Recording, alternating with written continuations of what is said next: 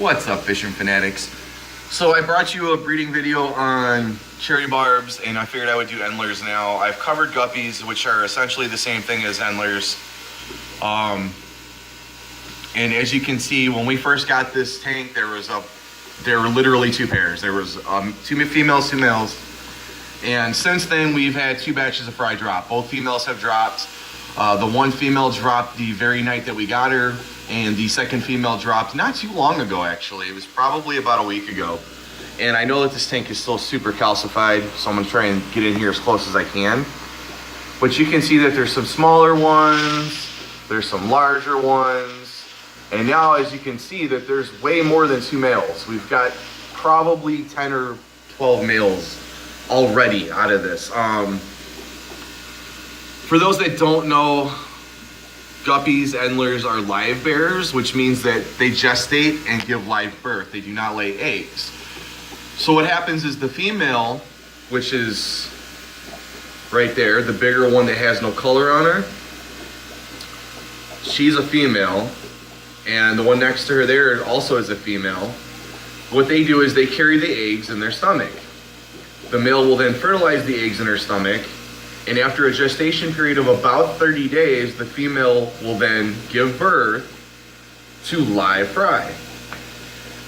Most fish will normally lay eggs. The male will then fertilize them. After 3 to 4 days, they'll usually hatch, and then they grow from there. Any type of live bearer, be it a guppy, a swordtail, oh, there's quite a few, and I'm just drawing a blank right now. Sorry, mollies, platies, anything that's a live bearer like that, they give birth to actual fry. They do not lay eggs.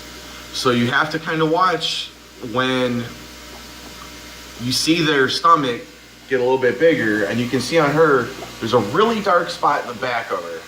That's called the gravid spot. And what that is an indication that A, it's a female, and B, that she has either given birth recently or she is ready to give birth. And as they get closer to giving birth, that spot will grow a lot larger and it'll get a lot darker. She's probably pregnant again, is my guess. That's why there's a gravid spot on her. If there's no gravid spot, it means that they tend to not be pregnant. If there is a gravid spot, chances are they're pregnant. And their stomach will actually, don't run now, will actually box out. It'll get very large and get very round right before they give birth. It'll become almost a box on the bottom. And as that happens, and as you see that box shape, that gravid spot will grow a lot darker. It'll get a lot bigger. That means that they're gonna drop fry. If you pay attention to that and you watch when they drop, usually you can pull them out, the adults versus the fry, because they will tend to eat the fry. Not all live bearers will.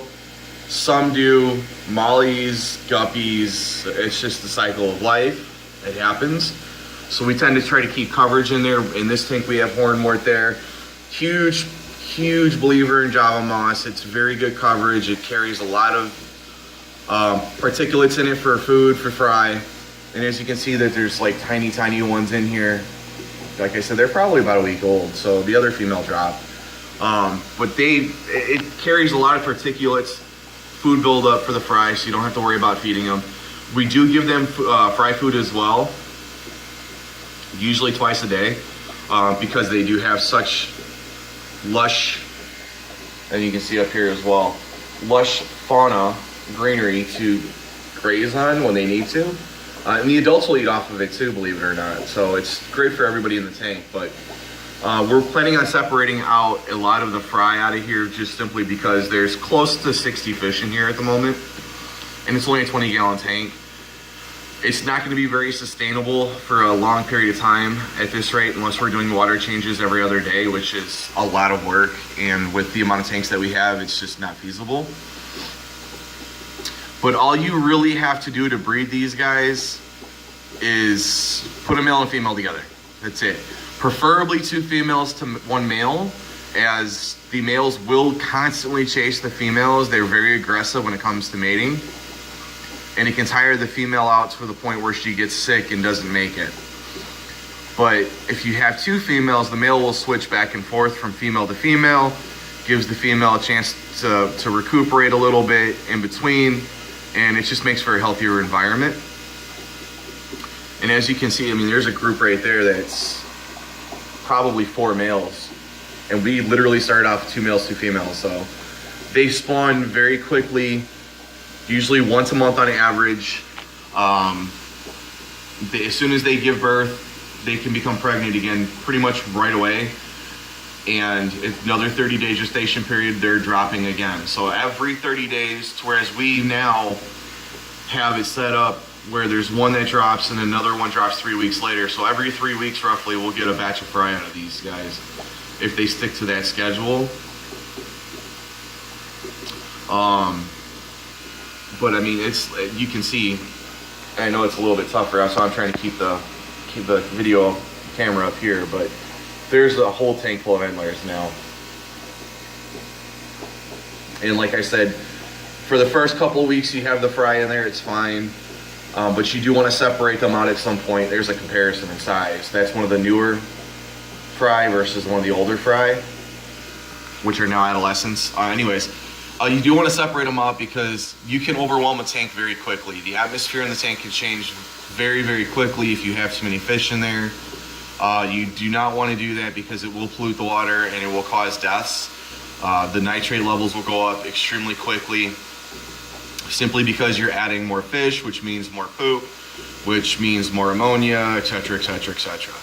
And you want to be careful to monitor those levels while you have fry in there, because even though they're small and they don't leave much of a footprint, as they grow rather rapidly,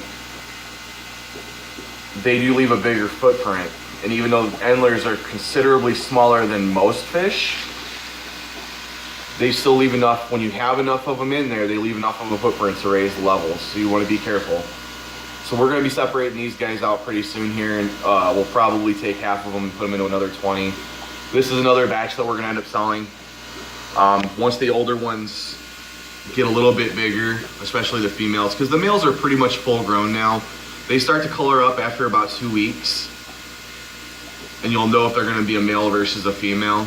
Man, you can see like these little guys are literally, they're about 3 weeks old and they're fully colored already. They're not full size yet, but they're fully colored. You know they're males. The females, on the other hand, which is one prime example there, no color, but she's still not very big yet. And the females do get to be about 5 times the size of a male. There's a full grown female compared to the males. They're about 5 times bigger. So it takes the females a little bit longer to grow. But we are going to sell off for this batch. We'll probably sell 40 of them or so. Don't need a ton of them because there is another 30 to 40 fry in here. As you can see, they're kind of swimming out of the Java moss as I'm recording and talking. Again, it's terrible because of the calcium on there, but they're swimming in and out of the Java moss as I'm talking to you right now. There's a lot of them. I really wish I was exaggerating. There's probably 60 or 70 in here at the moment. So they're gonna get separated out. So we'll make the load a little bit easier to handle, a little bit easier to bear. There's a ton of fry right there. And then we'll end up selling off the batches of them. I know we have another swap coming up. I wanna say one's next month. I want to believe there's one in Green Bay next month, and then we have another one out here by us in February. So we might just wait a month and bring them up there and sell them up there, but we'll sell a couple trios off that way, and then sell whatever else we don't get rid of over at our local fish store, and get some store credit over there, of course, to buy more stuff. But again, it's pretty much just a pretty quick video on how to breed Endlers. They're pretty simple. If you are just starting getting into breeding, or if it's something that you want to experiment with, and if you find the concept of a live bearer fascinating, Endlers and guppies are the easiest way to go. If you haven't watched, we had a ton of guppies and we haven't had very much luck with the guppies for whatever reason. I just don't know if it's something that's in the water that's causing it or what have you, but guppies haven't done very well. These Endlers have done fantastic. which is extremely odd because they are a guppy strain. So I don't know what happened, but guppies or endlers are the easiest to get into. Mollies or platies are also very simple. They will breed on their own. You have to virtually do nothing. Couple water changes a month and they'll breed, and they'll populate your tank before you even know what's going on. Just watch for those simple things. Like I said, if you want to separate the pregnant female out, they have breeder boxes, they have breeder nets. That way when she gives birth, you have a higher success of a live rate, a living rate, because they will eat their fry. Most females will go a day or two, sometimes up to 3 days without eating before they give birth. So as soon as they give birth, they're pretty hungry. And if you're not staying on top of feeding them, they will go after their fry. And then they'll just reabsorb all those nutrients for the next batch that they drop. Because they drop so frequently, they're not too concerned with the survival rate as a lot of other fish are. If you notice, there's fish that are like angelfish, for a prime example, will lay 200 to 300 eggs at a time because their survival rate tends to be a little bit lower. So they will drop more eggs, and that way they get more fry. And out of the 200 to 300, if they're in the wild, only about 50 survive. Between 30 to 50 normally will survive. The rest get eaten by other fish or even by the adults. So